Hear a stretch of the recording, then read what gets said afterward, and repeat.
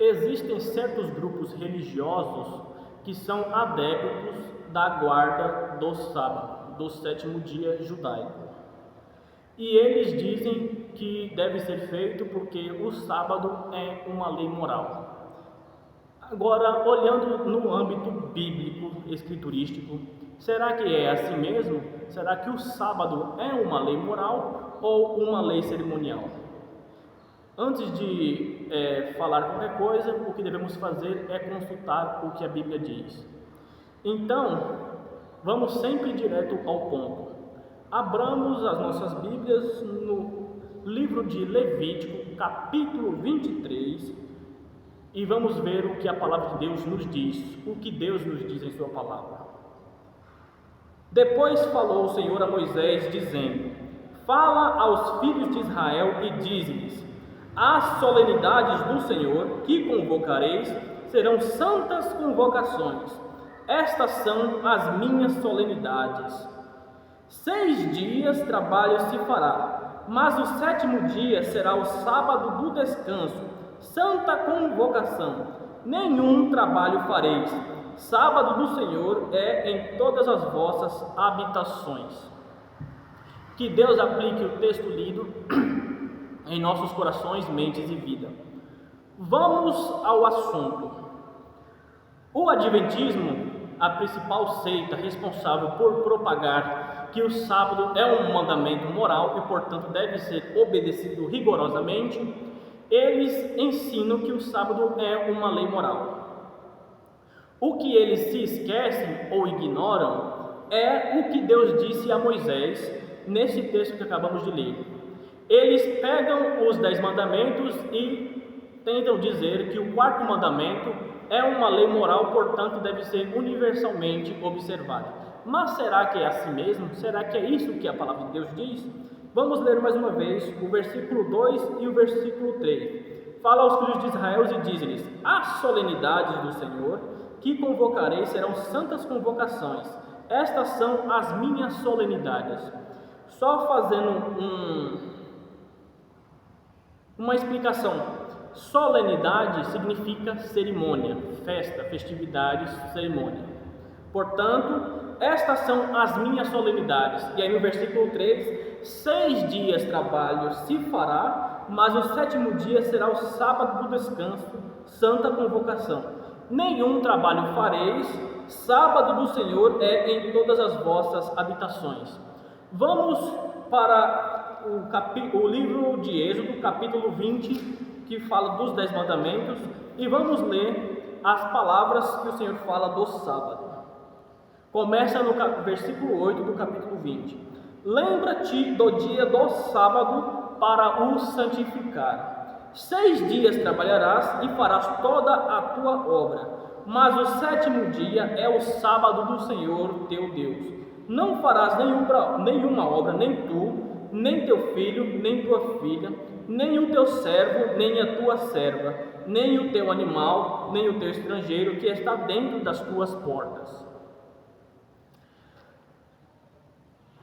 Olhando os dois textos, as duas escrituras, percebe-se que tanto no capítulo 23 de Levítico, de 1 a 3, como no Êxodo capítulo 20, versículo 8, até o versículo 11, trata-se do mesmo sábado, sábado semanal, ou sábado hebdomadário, como o saudoso doutor Aníbal assim colocava também. Sendo assim, um dos argumentos que os adventistas podem usar, não só eles, mas outros sabadeadores, é que, como Deus escreveu os 10 mandamentos com o próprio dedo em tábuas de pedra e entregou a Moisés, por isso ali estão leis morais que o homem deve obedecer rigorosamente.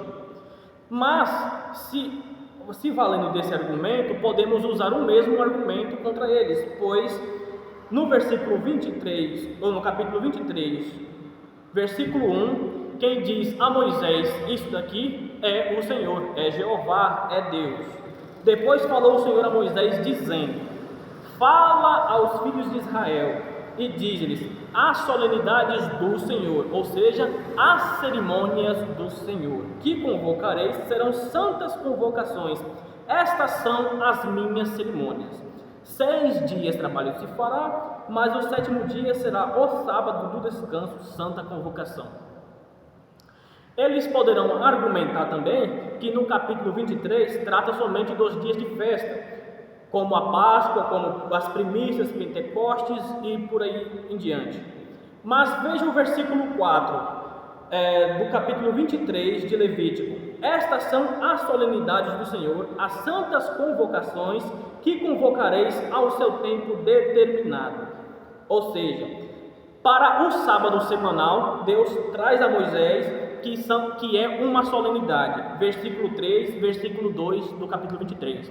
Mas quando ele vai tratar dos demais dias de festa, como Páscoa, primícias, pães ázimos, ele também começa o versículo 4 dizendo que é solenidade, ou seja, tanto o sábado semanal como os demais dias de festa são cerimônias, são leis cerimoniais. O argumento de dizer que porque está nos 10 mandamentos é lei moral, tem que ser lei moral, é inválido, porque Deus não contradiz a sua própria palavra. Ele disse a Moisés que o sábado semanal é cerimonial, portanto, não precisa ser observado por quem não é judeu, que inclusive o 4º mandamento só obriga um gentil a guardar o sábado se estiver dentro das portas de um judeu, se for ou um servo de um judeu ou estrangeiro em Israel. Voltemos lá.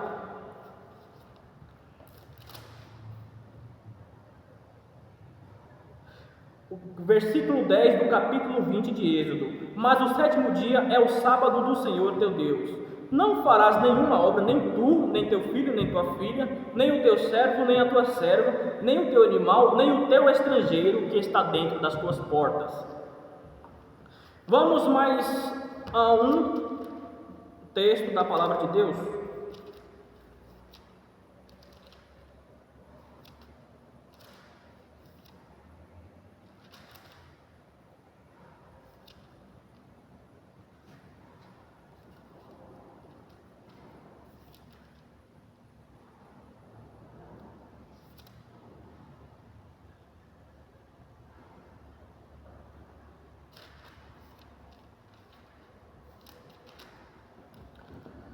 Perdão, estava no livro errado.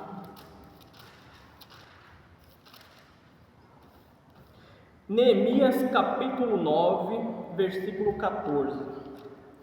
E o teu santo sábado lhes quiseste conhecer, e preceitos e estatutos e leis lhes mandaste pelo ministério de Moisés teu servo.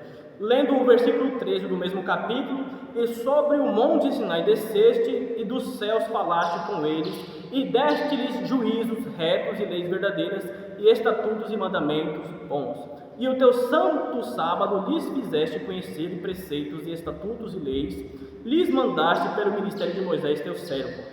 Outro argumento bastante propagado entre os sabadeadores, assim digamos, é que o sábado foi guardado por Adão, pelos patriarcas como Isaac, Abraão, Jacó e os demais povos ali antes da lei. A pergunta que não quero calar é: onde tem esse texto antes de Deus falar ao povo de Israel que saiu do Egito que alguém deveria guardar o sábado? Onde? Não vai ter nenhum texto. Eles vão inventar o malabarismo que, como Deus cessou toda a sua obra no 7º dia e o santificou, aí implica que Adão já sabia que deveria guardar o sábado. Não. A palavra de Deus diz que o santo sábado do Senhor foi se feito conhecer ao povo de Israel através de Moisés, servo dele. Outra coisa, em Deuteronômio capítulo 5, versículo 15, diz: e te lembrarás que foste servo na terra do Egito, por isso o teu Deus te ordenou que guardasses o dia de sábado. Ou seja, o sábado é uma solenidade ao povo de Israel, exclusiva ao povo de Israel.